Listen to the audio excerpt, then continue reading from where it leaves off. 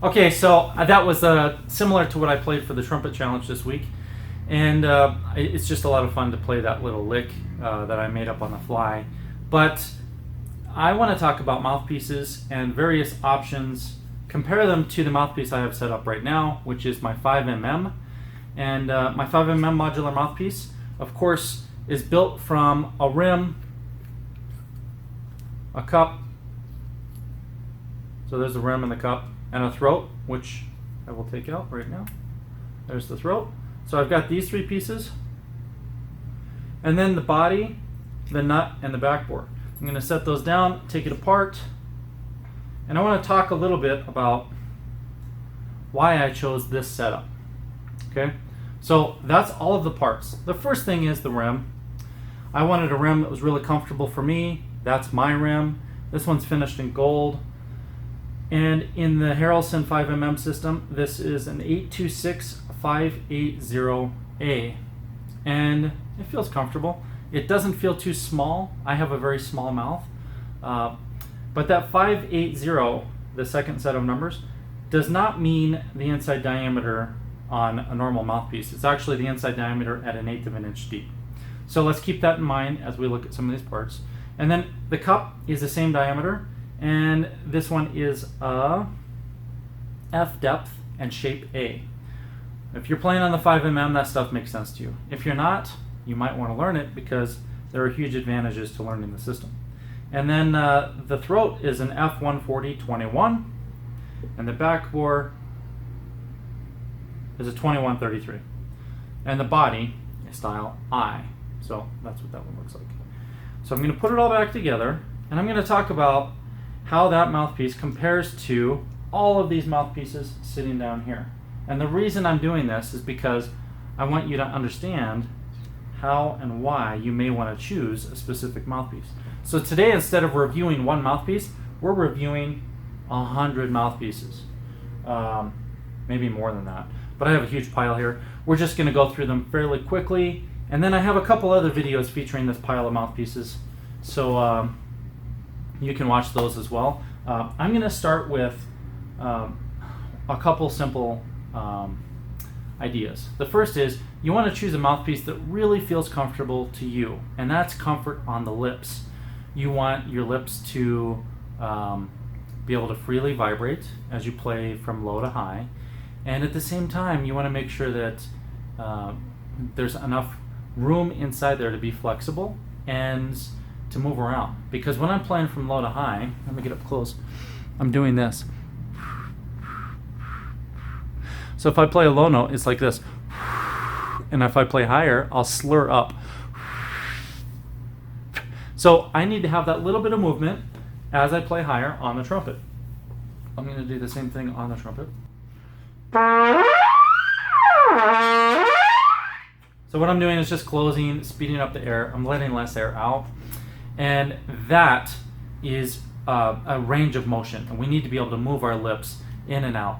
So that rim has to be comfortable for you as an individual, so you can move your lips in and out and they don't get stuck to the rim or stuck to your teeth, because you can see my teeth. They're all crooked. And there's different high points in different places, meaning I can use a more flat rim and not have as much of an issue. And that's because everywhere there's a high point in my embouchure, then I also have an opportunity for a little bit of a pivot and more blood flow around the high point. So if you have like a high point like this, and then your mouthpiece is sitting on top of it, it can kind of move around. And the mouthpiece, and so let's say here's the mouthpiece pushing down on your lips, and these are your lips, and this is a high point of your tooth, then the blood can get around this area. And because it does, you're not going to wear out as fast, especially if you don't use much pressure. But even if you are using pressure, if you have high points on your teeth, then you can usually get away with that. I don't really use much pressure. So the reason I don't do that is because I want even more space. So there's space a little bit between my teeth and my lips and the mouthpiece. If you were to measure it, there's more space between the bone and the mouth, the metal, than most other players. And that's simply because I want to be able to move around. So when I'm doing lip slurs,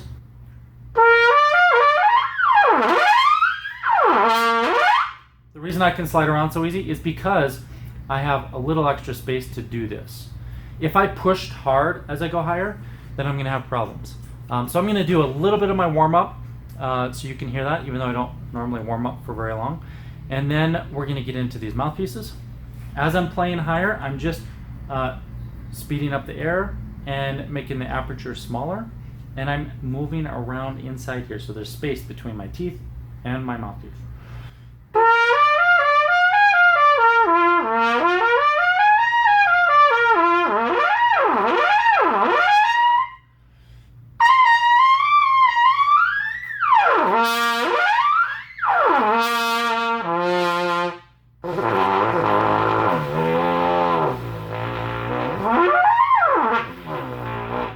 So I'm just sliding around and creating a lot of space between my mouthpiece and my teeth.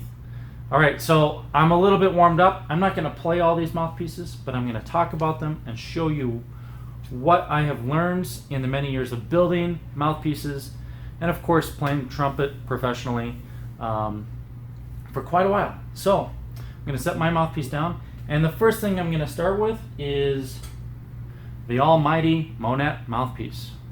Okay, so here we have a Monette B11. And a lot of people swear by this mouthpiece and similar mouthpieces to it. I used to play on the B11, the B12, and the C12. And I loved these mouthpieces. But I discovered a better setup. And it wasn't until I really started building mouthpieces regularly that I found situations where this didn't work the best for me. So the B11 is fairly deep, and I'm not going to pull out the calipers and all that stuff. I'm going to grab mouthpieces, just talk about them, share my experiences, and hopefully give you some insight. But I'll tell you, this was a beautiful mouthpiece, and I would love to play it even today. It sounds great. But my 5mm, I can just make this kind of setup while keeping the rim exactly the same on my face. So if I want to sound like a B11, I just change things in my modular mouthpiece. But if I didn't have a modular mouthpiece, what would I do? Well, I'd play on the B11. The problem with this mouthpiece is it actually is so deep that unless you are really accustomed to not using a lot of pressure or hardly any at all, and you're using the full range of motion of your aperture, this mouthpiece can eat you alive. Pressure players do not like this because it literally causes problems. However, you shouldn't be playing with pressure anyhow, right? So the B11 is a great mouthpiece. The backbore is about the same, a 2133, as the mouthpiece I just played. The throat is a little bigger, probably like a 160, and I normally play on 160s to 250s for the throats. So I can normally get almost the same kind of sound out of my mouthpiece just by changing the throat. B11 is a great option if you're playing orchestral, really big things. So I'm going to set that back down, and I'm going to walk through a couple more Monette mouthpieces. Here's the B4L. Extremely different than the B11. Okay, so the B4L is much more shallow. It's got a more flat rim. The B11 was very rounded, so if you have flat teeth and no high points, then a round rim sometimes can cut in too much unless you pivot the mouthpiece, and then it might actually be better. But a flat rim on flat teeth can be a lot of problems. It can lead to problems because then you really can cut off the blood supply to that center ring, and if some of you see that this becomes extremely white when you play and it starts to kill the tissue, that's probably why. In that case, you may want to find a rim that has a high point machined into it, and that is an option that we will start to offer soon. In the 5mm modular mouthpiece, we'll have some high points, we'll have some different shapes to the rims, and we'll be 3D printing those and then machining them. So the B4L is really a lead mouthpiece. It's much more shallow than a normal mouthpiece, especially the B11, and it is a great lead mouthpiece. I played this for many years as well, and I enjoyed it. We'll go down a few more mouthpieces, and this might actually be, this is in our garage sale, this might actually be my old B4L from years ago, the one I used to play. This is an E12, so it's a little shorter, and it's for an E-flat trumpet. And the E12, again, is very big and very deep, but it's interesting to see one for E-flat. And of course, in the 5mm, we make them that way too. Here's a C11. This might actually be one of my old mouthpieces. Oh no, it was somebody else's. But there's a C11. It is just like the B11, only in a shorter version. and sometimes the throat is a little different. With Monette, you never do know until you measure them. Okay, now here is a B3 Prana. All right, because we're just breezing through these, I'll tell you the difference. The 3, of course, is a smaller size, and I'm sorry, the 3 is a bigger size than the B4. It's a smaller size than the B1 or C1. So I need to clarify that because we're talking about a lot of mouthpieces. But the Prana, that means it has usually a bigger throat and a much bigger back bore. So if you look at this, the back bore, how the metal is very thin at the end, this diameter here is bigger. And in the 5mm on my mouthpiece, I do that sometimes. I put a big back bore in there, like a 2237, and then it'll create this really spread, almost airy, warm, fuzzy tone. But it spreads the sound out more. And that's something that can be a lot of fun to do. All right, that one's in the wrong place. And then this one is a BLWS1, very shallow mouthpiece. It's got a different modern look to it. And then I have some of the really expensive Monette Pranas. So like here, this is a B4LDS84. I've got it in a bag here because I didn't have room. But this has the big shank that fits like Ajna and Raja trumpets. And that even has a bigger back bore. We've got others like that, a C4L Prana, and a couple more big Pranas, a C4L, and then we have some Taylor mouthpieces. So I'll tell you this, here's a couple Taylors. Taylor is nothing like Monette. And if you were trying to compare the two, there really is no comparison. They are completely different animals. The Taylor was not engineered really. I don't think it was, clearly thought out and designed, and I've measured numerous Taylors that are the same model and supposedly the same size, and they're very different. First thing, they are very long, and they are too long, and they usually produce too much gap on even a Taylor mouthpiece, or a Taylor trumpet. So they are very different, and I personally would not recommend Taylor mouthpieces for most people, unless of course you fall in love with one. If it works for you, great, but to just buy one off the internet, it's tricky business. Now we're going to go to Harrelson mouthpieces. This is a B8. That literally is the same shape and size as a Monette B8, only we created a more high efficiency version of it. And these are our older mouthpieces that were made 10 or plus years ago. We don't offer them anymore. But we've taken them on trade and we've got a bunch. So like here's another one. This is a 12M, so that must be a Warburton. And so on and so forth. We've got lots of heavier Harrelson trumpet mouthpieces. I'm going to pick this whole thing up and can it on the camera. They're marked with prices because we have a garage sale going right now. So by the time you watch this video, most of them may be gone. There you can see some of the others. So, oh no, I'm kidding. I didn't drop it. That wasn't funny. All right, so we're putting that back. I'm going to breeze through a couple others, talk about a couple brands, and then if you want to catch more, you can see one of the next videos. This is cool. It's a Rudy Muck 19C.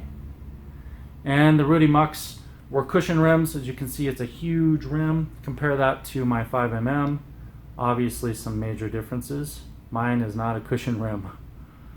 The Rudy Mucks were really designed to play high notes and to give you a lot of comfort, especially people that are playing with pressure. I have not played this mouthpiece in years, so let's check it out.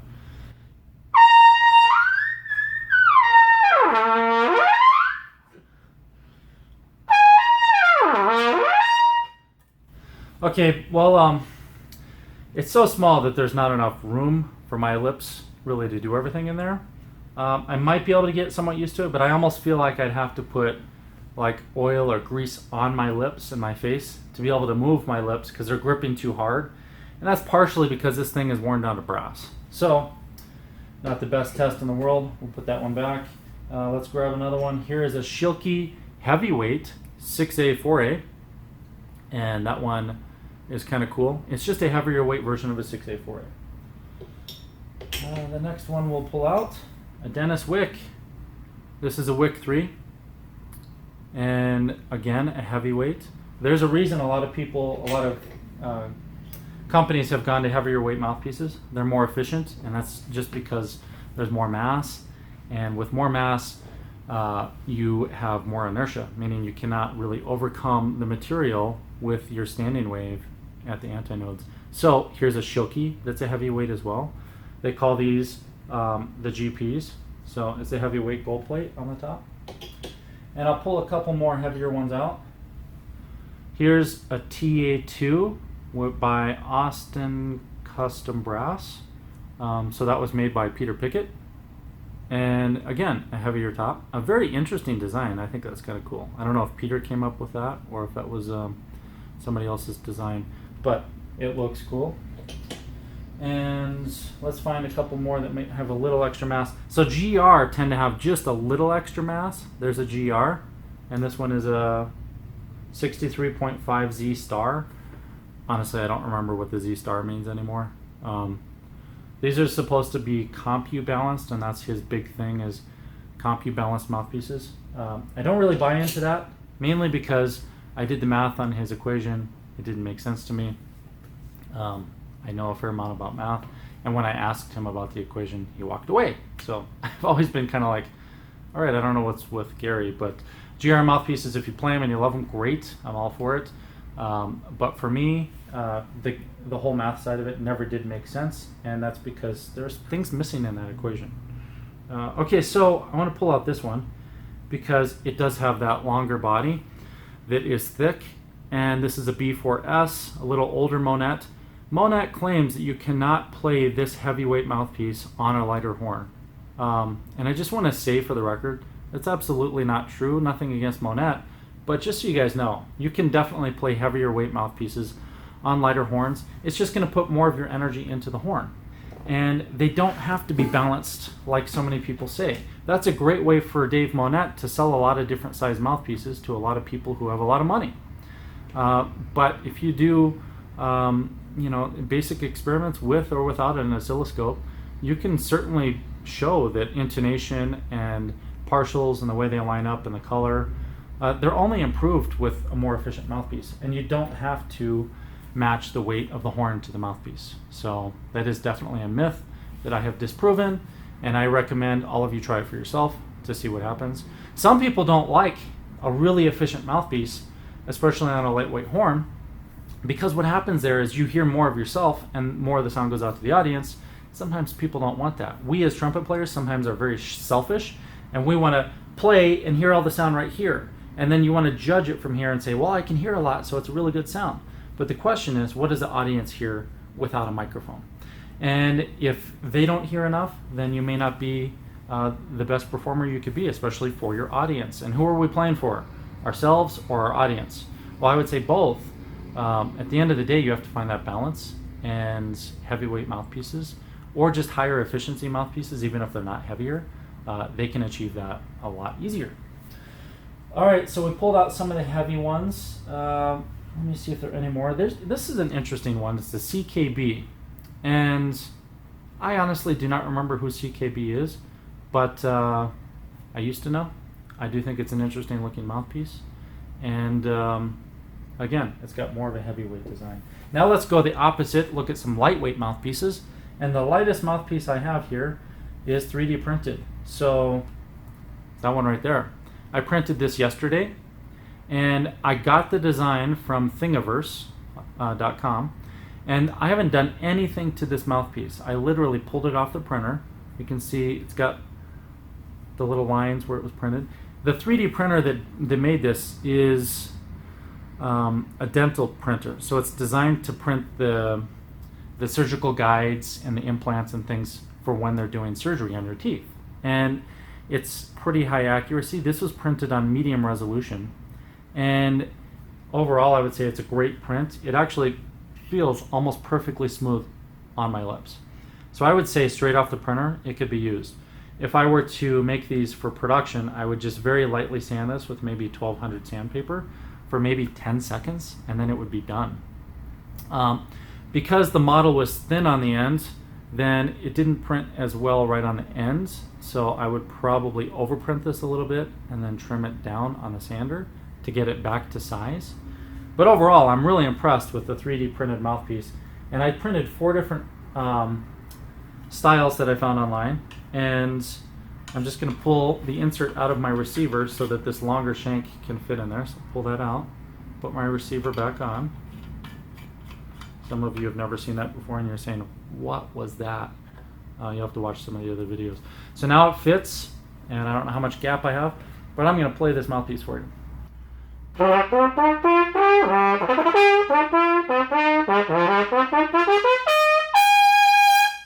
Alright, so without any practice, I still could kind of play that lick on this 3D printed mouthpiece that probably weighs, I don't know, a few grams. I mean, literally, it is almost nothing. I really want to measure it and see how much it weighs. Let's try again.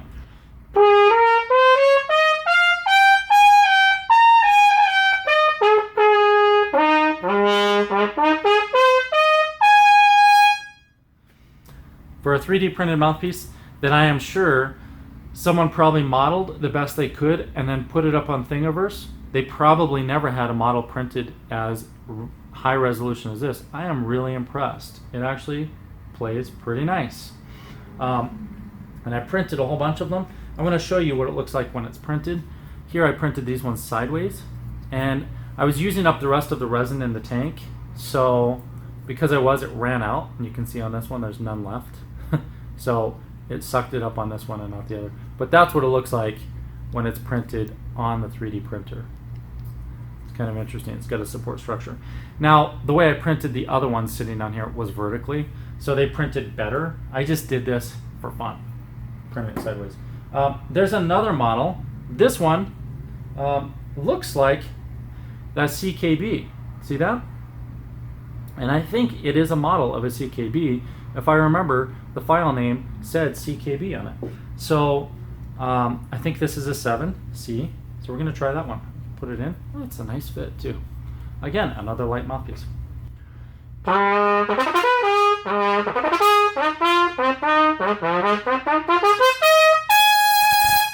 Whoa! This mouthpiece is really cool. So somehow this model is better than the previous one. The other one was very deep and dark. This one feels just like a standard 7C mouthpiece. And I have to say, it lights up. It's got a lot of energy. And that's, of course, because so much of the energy is being lost right here, so it becomes vibrant. It gets distortion in it. Let me see if I can do that lick one more time.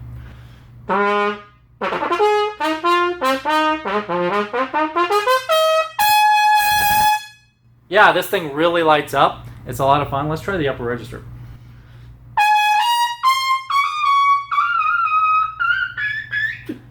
Well, I can't quite get all the way up there, but man, what a cool mouthpiece. That's a lot of fun. So I'm thinking it's really fun to just play stuff like that. If you guys want to buy one of these, let me know, because I can print them relatively easy. The resin is kind of expensive, so they'll probably be a whopping $10 each.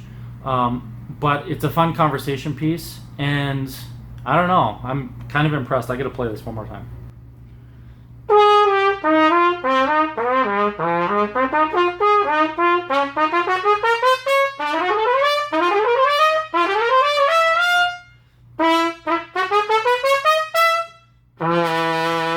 Intonation is fine too. So that's the model of the CKB, and those are two of the lightest mouthpieces I have here today. I had some other light mouthpieces, but because we have the garage sale and it just started last night, people bought the ones that I had skeletonized, so we can't compare any more of those. But if you see something in this batch, or you saw when I panned through there, and you have questions, let me know. If I still have the mouthpiece, I could do a review on it. And as always, we plan on filming, maybe 20 or 30 of these mouthpiece reviews every year, if not more. And we will feature the 5mm more and more, so you learn that system. But regardless, it's a lot of fun to review all these mouthpieces and play with them. I'm only going to hit one more, and then we're going to end this video. And that is this cheap Chinese Patrick Musical Instruments mouthpiece. Okay, so I bought this online maybe the first year they came out. I don't know, 15 years ago or something. I have no idea when it was. It was a very long time ago. And I found it in a box, and I thought, man, I remembered something about this mouthpiece, and I pulled it out and checked it out, and I was kind of intrigued that this was available and made by some Chinese manufacturer years ago. Basically, this is the body and the back bore and the throat all in one. And then you put one of these cups in it. Let's see if I can do that on camera. So you take the cup and you put it in there. And then you take one of the rims, and there's 2 different size rims, and you screw it on top.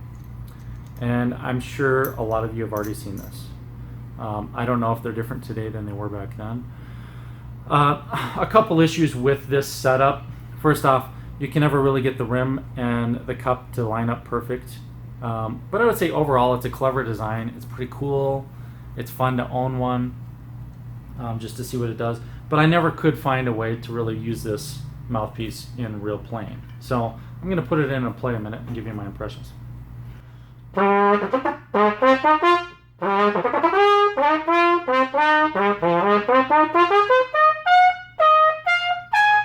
Okay, so let me see if I did that right. No, that's right. For some reason, I can barely play on this mouthpiece. Let me try it again.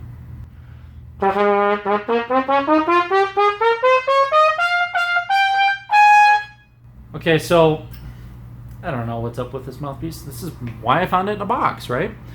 For some reason or another, there's something about it, and I don't even care to figure it out, but there's something about it that is preventing me from succeeding and playing even a high B flat. Actually, it feels difficult on a low B flat. And you know, I'm not going to waste any more time on this. I'm just going to put it away and end the video because I don't want to talk about stuff that doesn't work. So it was really fun reviewing some of these mouthpieces. Like I said, we'll do a couple more videos of these, and I'll dive into some other sizes. And just send me your questions, put them on the YouTube video, and we'll discuss them. And I'll see you next time. Thanks.